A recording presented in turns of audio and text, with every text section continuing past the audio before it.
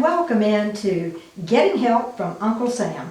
We've got a great topic today, folks, and we have a great guest, Darlene Hutchinson. I absolutely love this. What we're going to be talking about is working with victims of crime. You know, we hear so much about what about the criminal? So much concern. For every crime, there's a victim.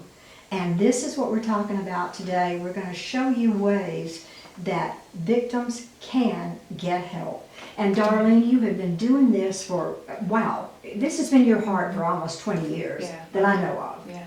So first of all, what is your title with the state of Alabama?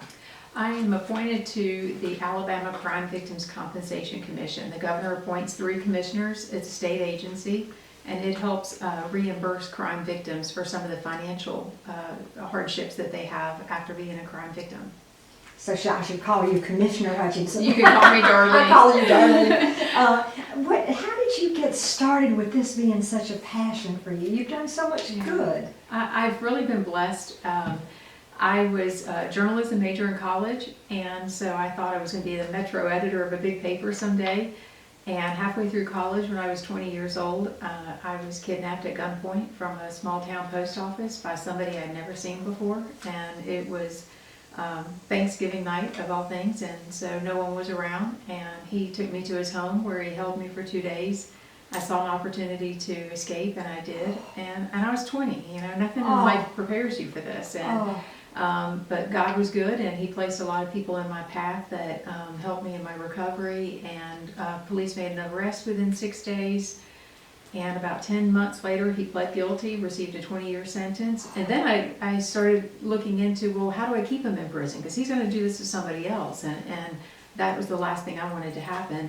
And so I started researching what it took to, you know, fight his paroles. Because they're somewhat automatic, that the parole hearings come up, you know, automatically. And so once I learned how to do all of that and was able to keep him in prison, I thought, well, there's other people who need to know how to do this. And so I wanted to share what I had learned. So I still had that career in publishing for about 20 years, and so simultaneously I was doing volunteer work with victims, and was a rape crisis counselor online, answering a crisis line.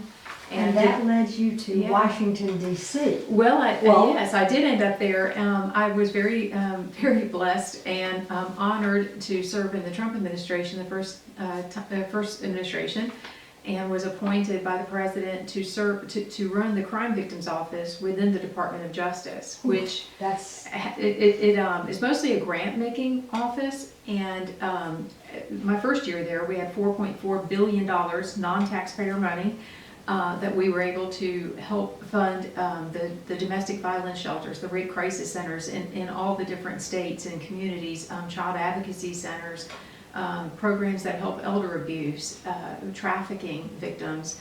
So it was mostly a grant-making program, but we also were able to put some great policies in place too. So I was incredibly honored to serve in that capacity.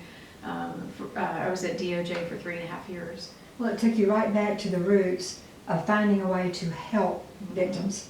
So, and that's what I know that we have a lot of people in our audience right now that have had some horrific things done and are victims and don't even know where to start. Or friends of victims, because sometimes that's the person that has to help intervene for you and say, you know, I'll go help you get the information you need. And so when you came back to Alabama after your term was finished, and then I'm not surprised, then with your background that the governor appointed you as that commission. And that commission has money to be given to victims. But the trick is, how do you go about doing that? What are the requirements? What is the avenue to actually be a person who can receive help, and what do they receive help with? What kind of help? Yeah, it's a financial reimbursement program. It can help pay for funerals after a homicide or medical expenses that a victim has.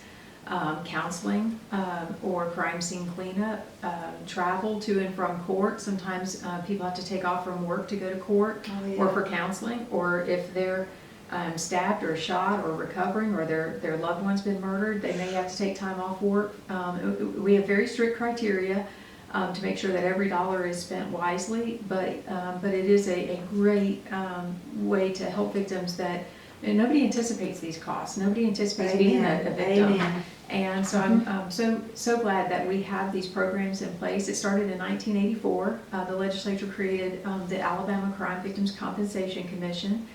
And a victim would file an application with us, and we have a full-time staff that sorts through the applications. They talk with law enforcement. You do have to be an innocent crime victim and not having contributed to the crime, and report the crime to law enforcement. And there's a number of criteria that we do require, because these are public funds, and we have limited funds, so we want to make sure that they are wisely used. And the application can be a little daunting. Everything is right after you've been a victim. Well, whatever has happened to you that's violent and tragic. So we have staff that will help with that. There are a lot of nonprofit organizations that will also help victims file. It could be a domestic violence victim. It could be child abuse. We also cover all of the forensic rape exams that are conducted throughout the state. And so we do everything we can to just ease the financial burden that victims have after they're a crime victim. Well, sometimes it's even gasoline for your car to try to get there. Absolutely. What we're going to do, darling, is we'll have you back next week. And then what we're going to do for our audience, we're going to show you from A to Z how you go about getting the help that you deserve. And thank you so much for being with us. I'm happy to be here. And stay with us, because we'll be right back.